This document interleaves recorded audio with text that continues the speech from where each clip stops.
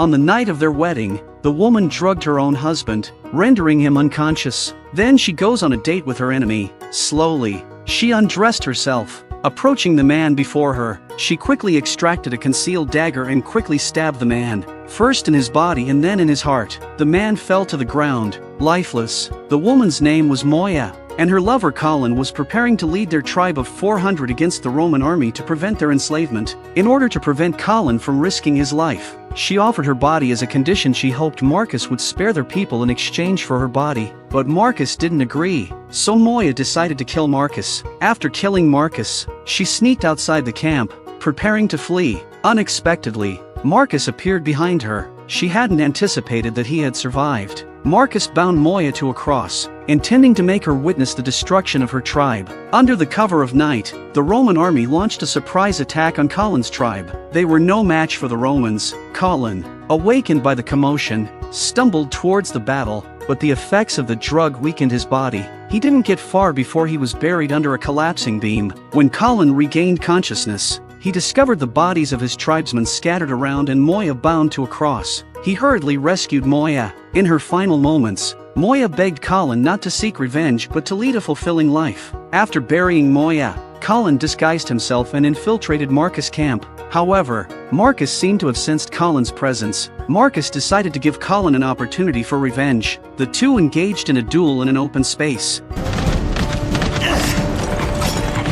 But Colin was no match for Marcus. After 2 rounds, he was killed by Marcus. Surprisingly, Colin's horse carried his lifeless body to a sacred place, followed by Marcus. However, fighting was prohibited within the sanctuary, and Marcus had to leave. As time passed, Colin's wounds miraculously healed. With a flash of lightning, he opened his eyes. Then an old man with white hair appeared behind Colin. The old man revealed to Colin that he had gained the power of the undead. As long as his head remained intact, he would continually resurrect. However, if his head was severed, the opponent would acquire his power. Marcus, like Colin, possessed the same ability. When 2 undead met, they could sense each other's presence. Driven by anger, Colin, unwilling to listen to the old man's explanations, picked up his weapon and embarked on a journey of revenge. He overcame numerous obstacles and arrived at Marcus' palace. Colin launched a direct attack, but he was still no match for Marcus. He was quickly gravely injured by Marcus. Just as Marcus was about to cut off Colin's head, a group of rebels rushed into the palace. Colin survived. From that point on,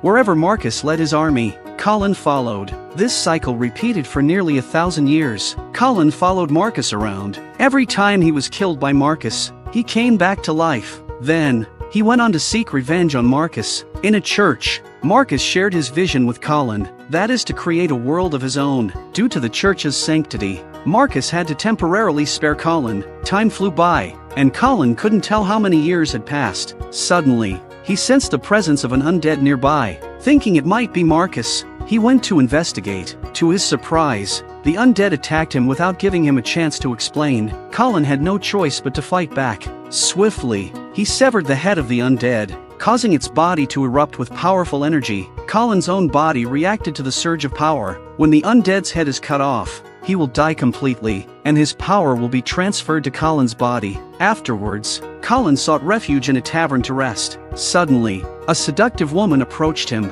her appearance reminding him of his wife, Moya. Just as Colin was lost in his memories, Dahlia interrupted him. She brought Colin back to her home, hoping to help him relax. However, Colin declined her offer and directly asked Dahlia why she sought him out. It turned out Dahlia wanted Colin's help to steal some antidotes from a research facility. The ruler of this city is secretly doing some biological experiments, and the people here are his subject. But Colin had no interest in these matters. His only focus was to confront Marcus and seek revenge. He turned to leave. Dahlia followed. On the way, Colin caught a glimpse of Marcus's image. It turns out Marcus is the ruler Dahlia was talking about. Colin learned that Marcus resided in the palace within the city, so he agreed to enter the palace with Dahlia. However, they encountered a child on their way who insisted on joining them. Seeing the determination in the child's eyes, Dahlia reluctantly allowed him to come along. During the journey, the alarm clock on the child's watch suddenly went off, alerting the giant crocodile hiding in the sewer. Colin instructed the two to run first. Dahlia accidentally fell into the water while running away. In the nick of time, Colin cut off the crocodile's head. The trio reached the research facility and successfully obtained the antidotes. However, the guards of the castle noticed their presence, and they had to fight their way out. But then Colin headed straight for the elevator. He sensed that Marcus was on the roof. Meanwhile, on the rooftop, Marcus was watching his female bodyguard, Kiala, perform. Kiala took out 3 silver needles from her leg and pierced through her opponent's body, killing them instantly. Marcus sensed Colin's presence in the castle and called for Kiala to join him in greeting his old friend. This old friend who has been chasing him for 2,000 years. Colin is still being rude. He came right at him, but Marcus effortlessly evaded Colin's attacks. It seemed like they were not engaged in a fight but rather reminiscing about old times. The battle raged from the interior of the castle to the rooftop, and in the midst of evading, Colin accidentally fell from the rooftop. Dahlia, thinking Colin had fallen to his death, turned to leave. However, Colin suddenly grabbed her. Dahlia then brought Colin back to their hideout. In Colin's mind, the white-haired old man appeared once again, reminding him that hatred had consumed him. Moya's spirit had followed him all this time, yet he had failed to notice. His heart was filled only with revenge, causing him to miss every chance to reunite with his beloved. Colin woke up with a start. He looked at Dahlia with sadness in his eyes. The people in the city expressed their gratitude for the antidote Colin brought back. They were preparing to launch an attack on Marcus, reclaiming their city. Colin, too, decided to join the battle. Afterward, Colin sought out Dahlia, realizing that he had forgotten about his beloved in his pursuit of revenge. He expressed his apologies to Dahlia, who tightly embraced him, tears streaming down her face. It seemed that Dahlia was the reincarnation of Moya. The two held each other tightly. After Dahlia fell asleep, Colin slowly walked out of the room. They all gathered at Marcus's camp. Kiala arrived in a helicopter, relentlessly firing at Colin. Colin swiftly swung his weapon, dispatching the robots in front of him. He then used the bullets to ignite the oil barrels nearby.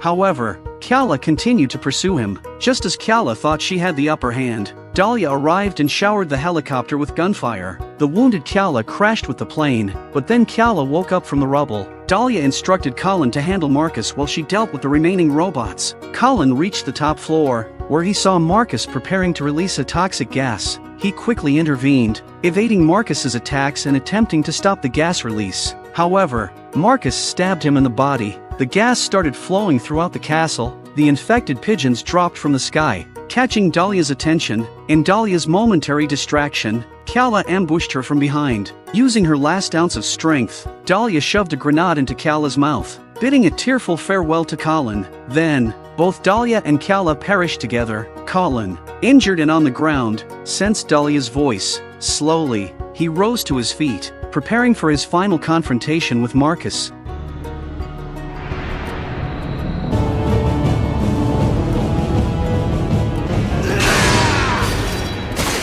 After Marcus was cut off, his body erupted with a tremendous amount of energy. The energy turned the castle into a wasteland. At that moment, the old man appeared behind Colin. The energy released by Marcus prevented the spread of toxic gas. The residents of the city survived.